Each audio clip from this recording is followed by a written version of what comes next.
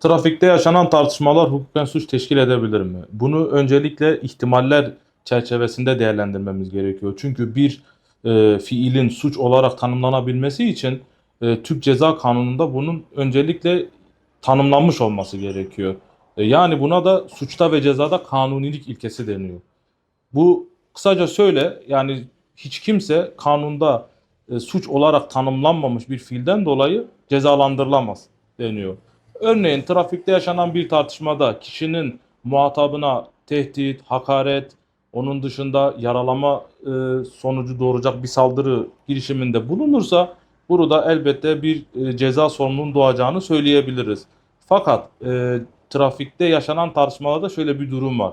Yani her fiil bir suç teşkil etmez. Yani ama suç teşkil etmese de bunun idari yaptırımlara bağlandığı durumlar var. Örneğin en sonki yapılan kapsamlı değişimlerde, düzenlemede daha doğrusu, görüleceği üzere saldırı amacıyla aracından inip diğer araç sürücüsüne saldırmaya çalışan kişiler 180 bin lira gibi ağır bir idari para cezasıyla karşı karşıya kalacaklardır. Yani bundan ötürü şunu diyebiliriz. Eğer bir fiil suç teşkil ediyorsa orada cezai sorumluluk, fakat suç teşkil etmese de idari bir müeyyideye bağlanan fiil varsa orada da bir idari para cezasıyla karşı karşıya kalınacaktır. Yani kısaca özetlemek gerekirse trafikte yaşanacak bir tartışma hem cezası ile hem de ağır idari para cezası ile sonuçlanabilir. Hakaret ve tehdit fiilleri Türk Ceza Kanunu kapsamında suç teşkil eden eylemlerdir. Hakaret suçunun e, takibi şikayete bağlıyken tehdit suçu ise mal varlığı kısmına yönelik olanlar dışında şikayete bağlı değildir. Yani doğrudan öğrenildiği takdirde ilgili makamlar tarafından soruşturma resen başlatılacaktır.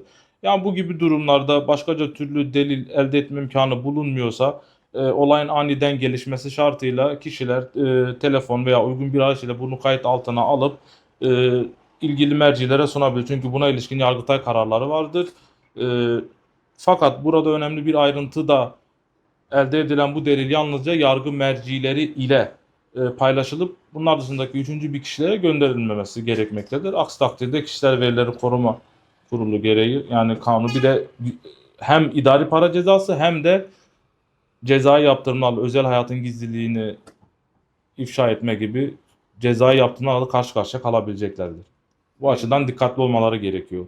Yani ilgili kayıtları üçüncü kişilerle paylaşmamaları önem arz ediyor. Sürücüler haklarını eğer suç konusu olduklarını düşündükleri bir fiil varsa bunu kolluk kuvvetlerine veya Cumhuriyet Başsavcılıklarına doğrudan bildirerek cezai soruşturmanın başlatılması için harekete geçebilirler. Fakat bir hakaret dışında da yani kişiye yönelik saldırı varsa, araca zarar verildiyse burada da hem bir mala zarar vermeden suç duyurusunda bulunabilir. Ayrıca tazmin yoluna da gidilerek hukuk davası da açılabilecektir.